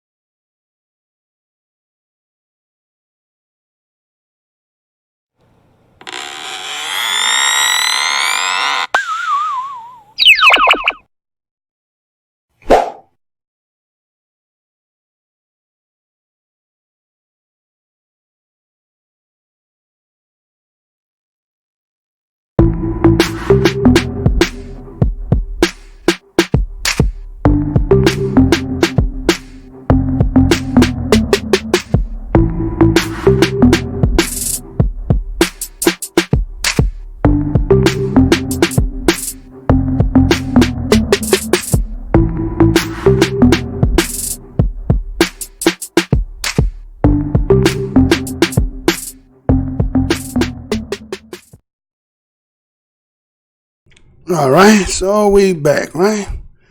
Yeah, and anybody who decided they wanted to call this 262-922-8755. Again, that number is 262-922-8755 or 8755. Now, we're going to get into this, right? Because you heard that. You heard what I just read. Right? Had Jamil, right? Jamelehill, right? Everybody know Jamelehill, right? Remember, she got in trouble for talking about that President Donald Trump is a racist, right? And it got her off the air and all that soul thing. So again, she decided that she said she wanted to say something at this time as to, it sounds good, right? Let's put it this way. Once you unravel this and look at it for what it is, because you hear a lot of people, they use that, right? You hear a lot of people be talking about the HBCUs and black. That sound good.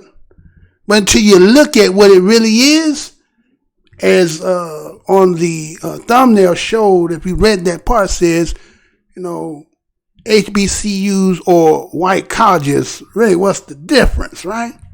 So a lot of people can't discern, they don't know what the difference is because they just say HBCUs, see black people there, black professors there, and so forth. But again, is these really black universities? So Jamelehill believes they are. And she says the way that you can actually, you know, let's switch some of this money that is being funneled into these white universities that are using really black labor, black talent, to facilitate and propagate and allow their schools to be these powerhouses of universities. I get what she means by that, and I think we all understand what she means by that. But, you know, it's kind of like Republican and Democrat, right? They're two birds or two wings on the same bird. But it's just the mind trick that one must understand. You see, sometimes people can be what you considered educated, right? Kundalaz, I say, and, you know, highly educated. I'm not against any of that. Teach his own. And yes, you got to have something in there. But again, from my understanding, say educate means to bring out of one. So that means it's already in you that you just have to be around somebody who can bring it up out of you, right? And so, based on the wealth gap, everybody got some kind of grandiose idea about how we can do it without dealing with the true cause, which is to reparate. Everybody wants to talk about every other way to deal with the dynamics of the disparity in the gap, other than the fact that how you built it was due to the fact of free labor. And again, my analogy is always going to be those who understand how to play Monopoly. If you play Monopoly and you late to the game and everybody playing and everything bought, all the hotels, all the houses, all the spots, all you can do, get your money for the startup of the banking game, roll the dice around there. Hopefully you don't land on jail. You ain't land on nobody's property. And only community chest is some kind of little benefit here and there. That's all you can benefit in a game that you can't own. So we try to come with all kind of other ways other than the fact of just dealing with that in its entirety. We want to talk about everything else, but now look at that. And so it sounds good. We're going to take all our black talent and we're going to take away from you and we're going to make this switch over there. See? That just sounds, yeah, it sounds about right. Yeah, we could do that, right? We could do that. So this is what it says. The quote says, take the top tier black college athletes and take them and bring them to the historically black institutions. Now you see that in that historically black, that sounds like that's our school. That is where it was the beginning. It was all right. Let me go on. Let me run it down to you. Right? Let me go on here. You ever heard of this? Let me go on and tell you this. You ever heard of the Morrill Act? M-O-R-R-I-L-L Act of 1890. Originally, because you got to remember, in 1862, Abraham Lincoln is signing, again, they were about to set up what they call the land grants, what they was actually giving out, right? The Homestead Act. Remember, black folks ain't freed yet. But 3 years prior to you being freed, they giving out, Homestead Acts. All that land and stuff they was giving a lot of white folks that was here at that time, right? They got the starter kit. Acreages of land, you know what I'm saying? They could build, you know what I'm saying? How long some of that stuff been to some people's families for eons, right? Since they've been here, right? We didn't get none. We got tricked out of that. But we got a consolation prize, though. So they came with the Morrill Act. And in 1890, it was supposedly aimed at former Confederate states. Now, the reason why I say the Confederate states is because why? Those who've been avid watchers of this show and then watch the content over here, I done told you. What I done tell you. When they said emancipation, everybody blankets that, right? Do you know that everybody blankets when they talking about emancipation? That means everybody in the United States who were under subjugation by the legal institution of slavery, you've been emancipated. But that's not true. That's not true. Only those that they said of the rebel states, those that were under the Confederate states, were the only ones who that applied to, and that in the District of Columbia, which is Washington, D.C., right? So this Morrill Act was aimed at the former Confederate states. Now, this act had required each state to show that race was not an admission criteria. You know, check the box. Well, you black, Negro, freedman? Well, we're not going to use that anymore. Okay, it's just going to come on in and admission. You're going to be able to get in, right? Yeah, you know how the game go, right? That's how they play the game, right? And so what they did was to designate separate land grant institution for persons of color. Again, this is coming from the Morrill Act, 1890. They're setting up these land grants so that they can do what? They're going to create these institutions, right? Now, is this black? Wait, black people, this all, what is it? Like FUBU, for us, by us, black, bought by us. Is that what this is? All right, let's watch it. Watch it closely. Watch it closely. So among the 70 colleges and universities which eventually evolved from the Morrill Act are several of today's historical black colleges and universities. I'm going to say that again. Among the 70 colleges and universities which evolved from the Morrill Act, today, historically black colleges and universities. Now, in 1890, due to the simple fact that what happened in 1862, a lot of land had already been grabbed up. So they gave a cancellation. In 1890, Act granted cash instead of land. You couldn't get some land that you couldn't get, so we'll give you some cash though. And they granted certain colleges the same as they would have given those in 1862. So now when they talk about land grant colleges, it applies to both groups.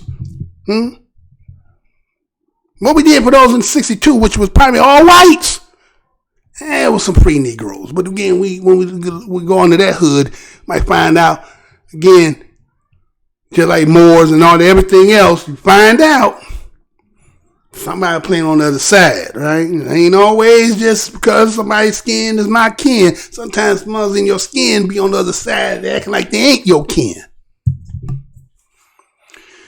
So, what goes on, says University of District of Columbia, and they talking about 1994, the land grants from the Native Indians were also awarded cash by Congress in lieu of the lands achieved, right?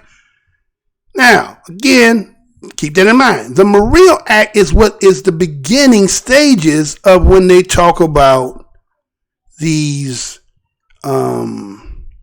creating the so-called historical black colleges. Now, you know there's about 107 of them, right? There are 107 historical black colleges. And really, what is the difference between a private and a public, right? Because that's how you're gonna know whether who really is the owner of those universities, right? You got to figure out who's the source of the funding.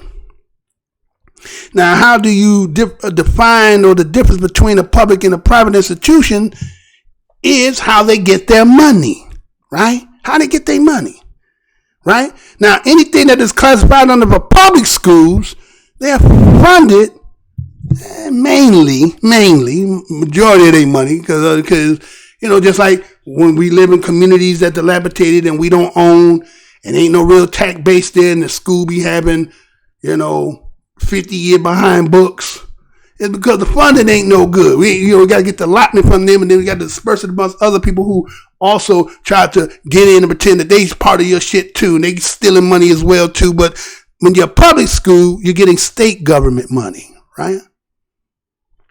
Now, when you're dealing with those private schools or colleges, now these are supported primarily by their own endowment funds, right? They have an endowment funds, right? They have people who, break off some of that money, give them kickbacks, talking about my alma mater, right? Or they also use what they call student tuition fees, right? And then you have private schools also receive contributions from what? Individual donors. A lot of times you see those. Now, again, the reason why I'm going to say this part here and to keep this a mental note in your mind, because, man, that's what we're doing over here. You don't get too much visual until I figure out how to do that. But you're going to have to learn how to listen. And that's key, too. You got to learn how to listen. So building name after themselves, right? That's exchanged sometimes when you're talking about dealing with private colleges. When a name, someone who's you got name, builders named after somebody, right? No private colleges. Okay? So that is the difference between private and public. Now, again, you might have known, and I think I did that. If I'm not sure, I'm going to charge you here. Huh? Y'all remember that? Remember when Barack Obama and the $300 million war on the HBCUs that he wasn't going to give them that damn money? Was tearing up the damn school. The schools got to close, trying to find out a way to get funding. If you owned it, if that's your school, why you worried about it if he wasn't going to give this allotment money so we could do something with it? Huh? These y'all schools? This y'all money? This all black? Or is it just this HBCU is just the title we're going to throw in front of everybody? Huh? That everybody forgot about that, huh? Is these HBCUs black-owned schools? Or is it just, again, if I tell you, because I know everybody got it back in their head. I know you got it back in your head. You know what you talking about? What about Tuskegee? What about Tuskegee? What about it? Huh? Now, let me give you a little background answer. Now, they say Adams and Campbell's, they're the ones who secured $2,000 from the state of Alabama for teachers' salaries, but nothing for land grants and land, buildings, and equipment. I get Adams and Campbell. This is going back in time. We're going back, right? I'm going to go back a little bit. Because, again, I'm just showing you, see, Barack Obama wouldn't try to get no money because, again, he tried to say that this education that they teaching ain't even adequate anyway, so that's why we wasting this money over here. Then we started hearing all the stories about, black men was in there going there, had the purses and pumps on, and, a lot of other fuck shit was going on, right? But anyway, teachers on. No knock on that, whoever that might be. And so we see that it was Adams and Campbell who started, and then I think Campbell replaced the one that was in there named Thomas Dyer, who had died after they had got the appointment. And then there was this M.B. Swanson cat came in there. He's the one that formed Tuskegee's first board of commissioners. Now again, he's forming the commission board, right? So what you end up having, you had Campbell, he's going to end up writing to Hampton Institute. Now, Hampton is considered what? A historical black college too, right? In Virginia. Now, what they were trying to do, they got this $2,000, and at that particular time, $2,000 is a lot of money. And they're trying to get teachers. So they go to Hampton, trying to request to see if you got somebody you could recommend. So they wrote to a dude named, I think his name was Samuel C. Armstrong, right? Now, he was the Hampton's principal, and he was a former Union general. Now, remember this Samuel C. Armstrong is the one who's going to recommend the 25-year-old Booker T. Washington, who is alumnus from where? Hampton. Okay? This is where Booker T coming from, right?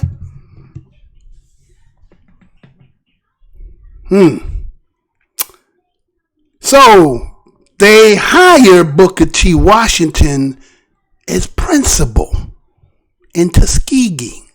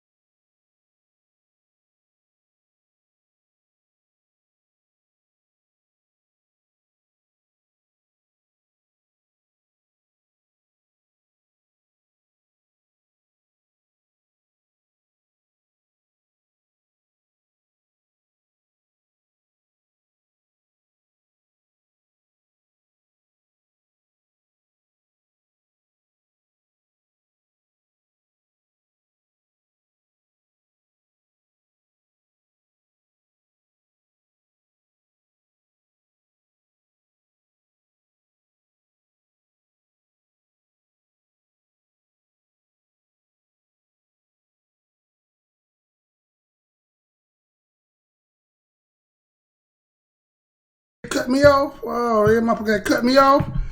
Hey, how long I been off? Somebody tell me how long I've been off. Hold on. How long I been off? Motherfucker came and cut my mic. What the? Oh, boy. How long was that, Mr. Spencer? How long I been gone? They done cut the damn mic. Ain't that something? See, that's what that truth do. That's that truth. All right, so nobody ain't gonna tell me what time.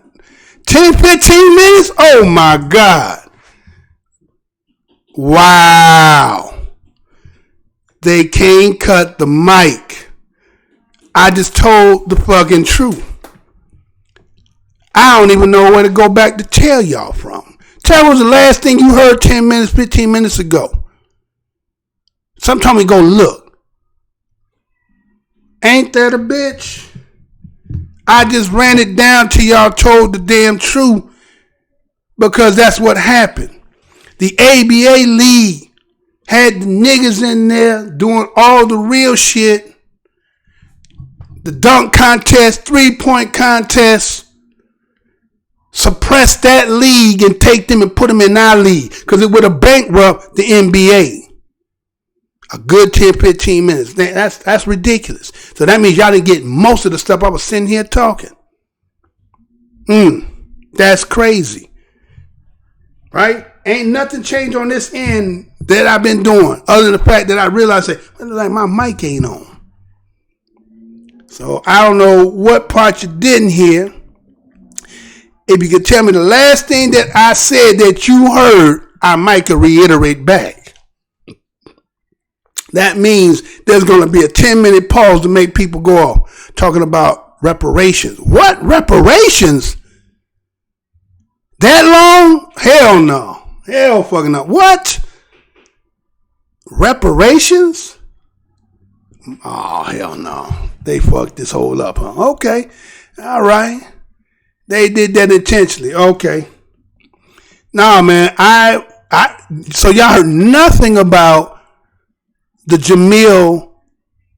Y'all heard nothing about the whole thing about the ABA league? You heard nothing of that, right?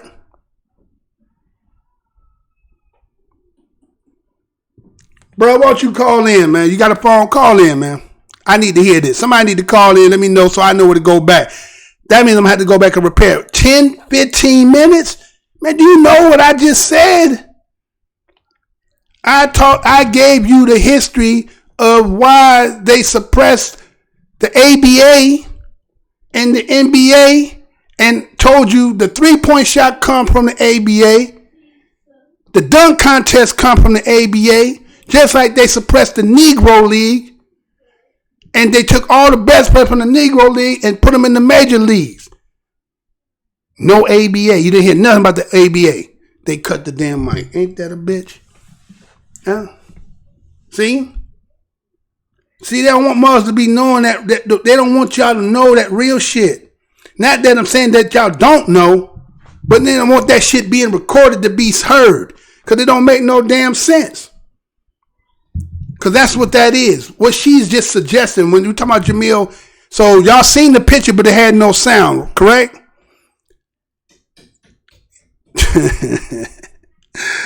That's wild as hell, man. So that means I'm going to have to come back. I'm going to have to repatch this motherfucker up. I'm going to have to come back and redo it. Because again, that don't make no sense. That's cut. That's a lot of cut. That's 10. People going to cut it off after that. 10, 15 minutes. All right. So I'm going to go back. You heard from here. Just after that. Just after what? What part? After what? What you talking about, bro? That's ridiculous, man. 10, 15 minutes. You know what I'm going to have to start having some moderators in order after I talk about Jamel Hill. All right. All right, let's see. All right. So you didn't get anything with the Obama, right? Nothing I said about Obama and you got that part. Okay. Let's see what other part did I get. So anything that had to do with the ABA, y'all did not hear. Okay, so let me go back. Let me try to do it again. God damn, man. All right, so I had said that the ABA going through the 60s and the 70s, you didn't get that part, right? None about that.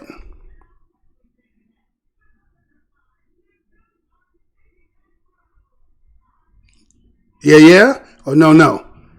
So you got no, okay. All right, so let me try it again. I'm going to cut after that 10, 15 minute anyway.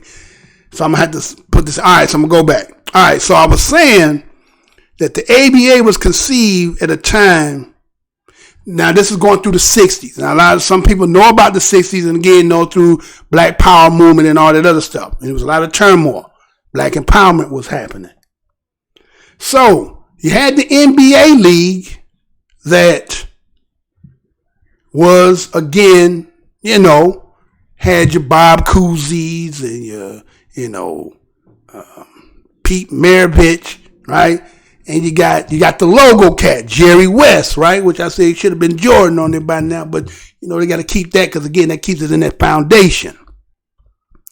So what happened was the ABA was created, right?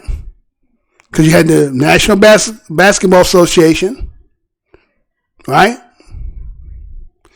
And again, the probably 4 leagues at the time. They had about 21 seasons, okay, and so forth. Then you had the ABL, League, which was the American Basketball League. And that had shut down. And so after that, you got, let me see if I can remember what I said. Now, I'm going to have to go back. I'm going to have to repatch all this up.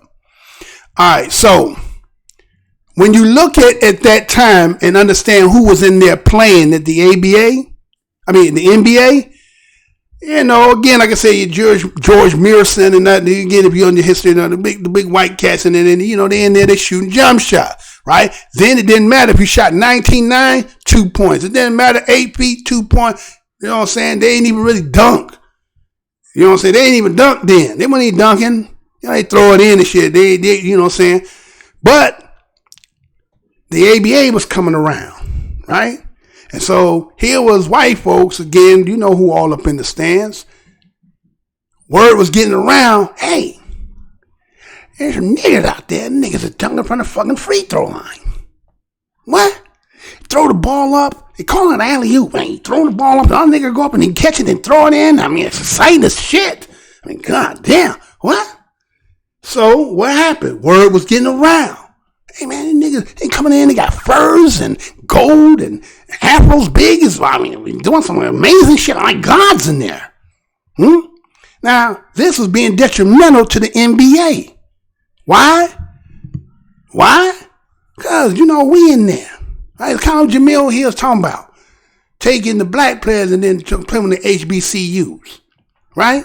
But I'm trying to show you the HBCUs and the white colleges ain't no different. They all there's 2 wings on the same bird. And so what happened was the fans were getting whipped up in the NBA about the ABA league, right? Now again, this is counter to the NBA. It has distinguished itself. Now again, the NBA was older than it. And the ABA had a more wide open court, right? Flashy style. They call it freewheeling. Right? Freewheeling, you ain't got no constraint on the nigga. It's kind of like I was saying that y'all didn't hear. Again, I'm reiterating just to show you. You know what I'm saying? But this all off the top. This ain't no premeditated, this ain't no pre-written shit. This is off the top of the head. Now again, let me tell you something. The ABA, they say freewheeling is because, again, like saying the West Coast, for those who watch basketball through the 80s and the 90s, them motherfuckers was scoring 130, 140, 160 points in a motherfucking game. Because why the nigga wasn't playing no defense? All they doing is just throwing down the ball, going down, doing what they was doing. In the East, always been defense. Picks, run, play, triangle, all that good shit, right? In the East, right? But that freestyle wheeling basketball was the ABA style, the flashy, behind the back, alley-oop, dunking on a motherfucker, right? Matter of fact, they had a 30-second shot clock when they did, right? And then they had 30 seconds to get the playoff, but the NBA had 24, right? But did you also know that it was in the ABA that had the 3-point shot, not the NBA? Where the niggas was at? They was showing they can shoot from way out here, nigga. That should be worth 3, right? See what Q did? Q said, out here, nigga, you shoot from here, that nigga 4 points, right? See? Now they want to try to, you gonna be, ain't gonna be too long. NBA gonna slowly slip that in. Yeah, nigga, they can actually itch that shit. But again, I'm saying that's the death of black players. The reason all this shooting is really the death. I'm gonna get to that, but that's the death of why the NBA is now can go and expand because you want to shoot now. See, go back to the ABA, do the stuff that everybody can't do. Then guess what? You distinguish yourself. I'm gonna go ahead and talk about it again. So here it was. Whites was hearing that. Because again, before, if they don't get to see this, it's kind of like where we come from, right? We come from the hoods. A lot of us come from playgrounds and areas where one folks, they've got, hoop stars, kings that come from the hood. I'm talking, I ain't going to tell you what I heard, I'm going to tell you what I know when it comes to that, right? So I'm just going to tell you that if white motherfuckers and everybody else who didn't live in the vicinity being coming out there, when you told them stories, it was just legendary. You could only imagine what it would be, right? But you was there. Imagine telling a story about Jordan or LeBron. They ain't never seen, couldn't see it on TV. Because now it's on TV, they think they know the game and they can analyze better than us. Well, nigga, that shit come from where we come from, right? You just get the rules and regulations off the money that our people gave you to create these things. But with all that, we didn't even really need you. But but again, you can only be the battery, like the Matrix. Remember when Morpheus told Neo, hey, you're just the battery. No, yeah, you're the battery. That's all it is, nigga. You're just the battery. Be happy with being a battery. You can just make this shit run. We make all the payment. We do all the organizing. Again, you are the minority. I am the major parent. Minority. You're just a child, right? So you find your way to just do that. So anyway, we're getting around. So what happening? NBA is losing some of its fans. They going over there to watch Dr. J and all them doing all this fancy shit, coming in looking like motherfucking stars and all that. They're like, damn. Now I got to remember the Negro League was the same damn way. Negro League, Satchel Paige, no, they was way better than that. They're talking about some Jackie Robinson. Again, we're going to give him his credit, what's credit due, but we're going to say he wasn't the best player. He was the only nigga they could get, that could fit, that would sit there and take that. But there was a lot of great ones. But again, what they had to do, take them out, bring them in. Otherwise, you would bankrupt them. So as I was saying about what JAMELEHILL was saying, that's what you were trying. If you're thinking that if y'all do that, they're not going to concede to that. Because again, they say it's about getting shoe contracts, commercial contracts, TV. Guess what? They all family with them. So they're not going to go against that. You get what I'm saying? They're not going to go against that. And so the ABA was even enough to get like Earl Strom, right? John, I think it was Nybeck and Norm Drunker and people like the referees. There was a seasoned veterans that had been in the NBA already. They brought them into the ABA, but they was like, well, shit, I mean, I'm getting more and more money, but these fucking stadiums are shitty. And I mean, the guys, the players are good as hell, but it was a lot more lavish over in the NBA, but they took them over there. Matter of fact, I think he wrote a book about that shit, right? I think it's Calling the Shots, I think is the name of the book, right? And so what you see is that the popularity of what was happening, that's what did it. And so when 1976 came, they blew it open. What happened in 1976, Mr. Blue? Well, let me tell you this. You know how you sit around on that, what they call NBA weekend, right? Now, you know where that all started from? The ABA. You see a Doc taking off from the free throw line, dunking and all that. That come from the ABA dunk contest, 3-point contest. That come from where niggas was at. White man didn't know nothing about that. You know how niggas, nigga, boy, I shoot the shit from way out here, nigga. That shit supposed to be 3. That's 3, nigga. Better get some D on me, boy. Drop your ass off. But anyway, right? So like I said, Q said, shit, this shit 4-point here, right? So they had to incorporate it because again, it was business, it was getting killed. Because why? They going over there where them niggas at. So what we're gonna do is, all right, who's the king over there? Who's the king nigga over there? King, okay, get him. All right, we're gonna make a deal. You're gonna take that New Jersey 76ers, and let's go here, Denver, right? That's what they end up doing. So that's how they close that down. See, you ever know they don't ever talk about free enterprise in this country. It's really monopoly. It's like saying when you go like in certain places, again, maybe depending where you from, you go want something to eat. Now where I'm from, it used to be that way. It done changed a little bit. But when you seen McDonald's, when Burger King across the street, Kentucky Fried Chicken up the street, and whatever Jack in the Box or whatever chicken unlimited, whatever the fuck, or brown chicken, whatever, right? It be all them right now. And you be thinking, you got a choice. Remember I told you Hobson choice, right? You really got a choice, or do all of them owned by the same damn person, but to make it look like you got a damn choice, right? So that's what happened. So you thinking that you can bring opposition, one league, all this talent in this country, and there's only one league for every nigga to play in. Everybody knows somebody. Every pro know a mug that was better than him. There's people that got the video and said the dude that was better than LeBron, even when LeBron was LeBron in high school, there was another cat that was much colder than him. But we're here today. And every player could tell you somebody they know. That nigga was cold back in the day. Just, some things don't fit. And again, some people just not studious and not going to be able to go academically and all that other shit. But them motherfuckers can hoop. I tell you what I heard, I'm going to tell you what I know, right? So based on that, after they came with that dunk contest and that whole shit, we're going to bring this in. And that's kind of like what JAMELEHILL is talking about. She trying to say, take the talent, bring it over here, then they're going to be forced to come on. No. Family business is all in this shit. You ain't going to do shit. You just said to let us put us on notice. That's the way you think. That's it. Because again, they control. Because what happened? No funding. You still taking poor kids and putting them into an institution. An institution that can't afford to put, and you thinking they're going to bring money and they're going to make sure they can't get no money. So it ain't going to work, right?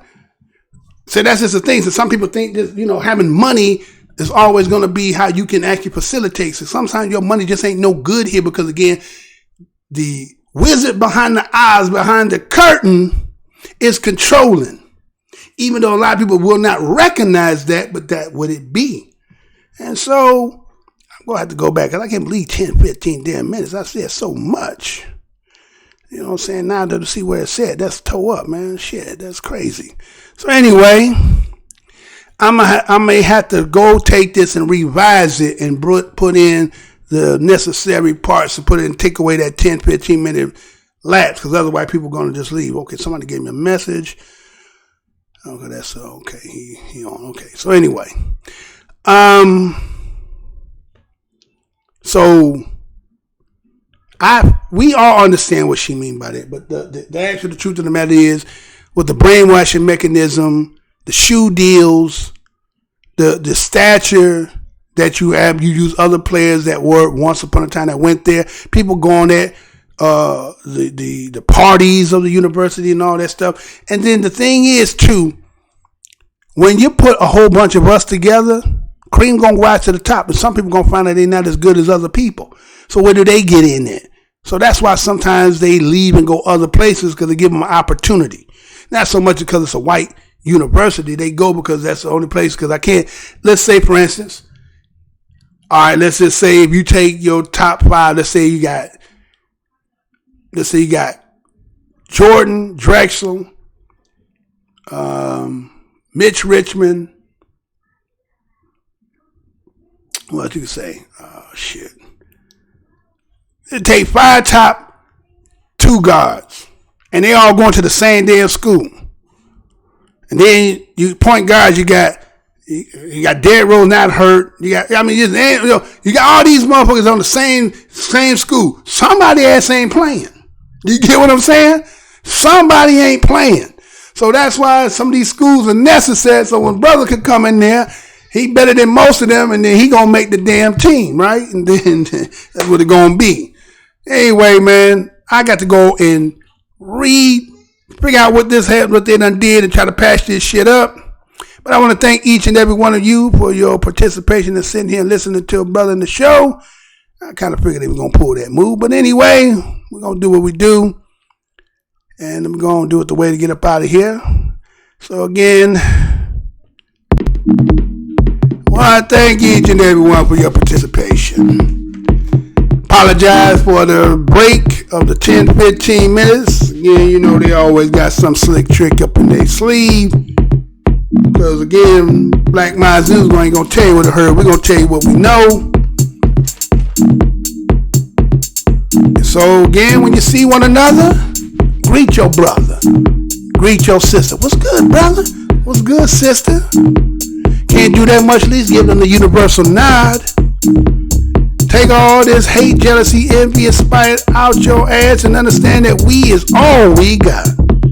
Understand that those who are on the uniform and the team that you on, and yes, allies are important. But you better ask your allies a couple questions. You still gonna be cool and down with me when shit and if shit get hot? Are you gonna be in the frying pan with me? Have you ever heard of John Brown? Well, that's some shit y'all told us and that shit ain't real. Know that the time is dawning, that there are some but not all who seek for our demise. So it is incumbent that we seek and understand and stay vigilant, mindful, and cautious in high spirit. Again, I'm your host, Mr. Blows Your Mind, and this has been another Black News Report. To the next show, y'all. Peace, love, and to the next show. To the next show.